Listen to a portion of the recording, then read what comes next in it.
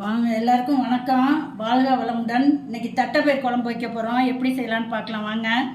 அதுக்கு தட்டைப்பயிரை ஒரு 8 மணி நேரம் நைட்டே ஊற வச்சுட்டோம். நல்லா ஊறிருக்கு. இப்போ வேக வச்சு எடுத்துக்குவோம். ஒரு சின்ன துண்டு பெருங்காயம் போட்டுக்கலாம்.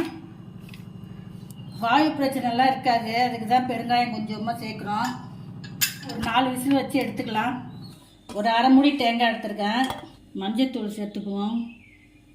மிளகாத்தூள் 1 ஸ்பூன் சேர்த்துக்குவோம். மல்லித்தூள் ஒரு 1.5 ஸ்பூன் சேர்த்துக்குவோம். தக்காளி 2 தக்காளி கட் பண்ணி வச்சுருக்கேன். இது தாளிக்க வச்சுக்குவோம். ஒரு தக்காளியை போட்டு மீடியம் சைஸ் தக்காளி அதோடய அரைச்சிக்கலாம். சீரகம் கொஞ்சம் சேர்த்துக்குவோம். சோம்பு கொஞ்சம் சேர்த்துக்குவோம்.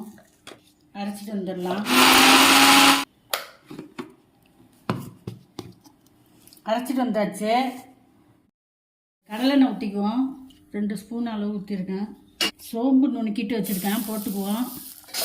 வெங்காயம் போட்டுக்குவோம். பூண்டு போட்டுக்குவோம்.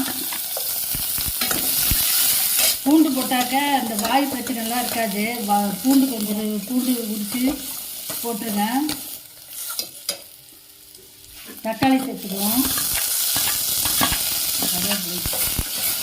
வதங்கட்டும். உப்பு போட்டால் கொஞ்சம் வதங்குவோம். 4 விசிலில் நல்லா வெந்துருச்சு. தக்காளி வதங்கிடுச்சு. இந்த பேஸ்ட்டு அரைச்சி வச்சோம்ல, தேங்காய் மல்லி மிளகாத்தூள் எல்லாம் சேர்த்து போட்ட பேஸ்ட்டை போட்டுக்குவோம்.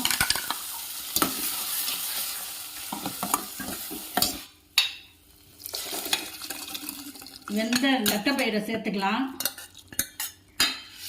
உப்பு போட்டுக்குவோம்.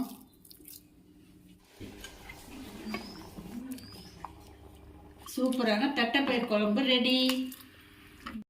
கறி குழம்பு சுவையில் சூப்பராக இருக்கும். சின்ன குழந்தைங்கள்லாம் ரொம்ப விரும்பி சாப்பிடுவாங்க. உங்கள் வீட்டிலே செஞ்சு கொடுங்க. லைக் பண்ணுங்கள், ஷேர் பண்ணுங்கள், சப்ஸ்கிரைப் பண்ணுங்கள்.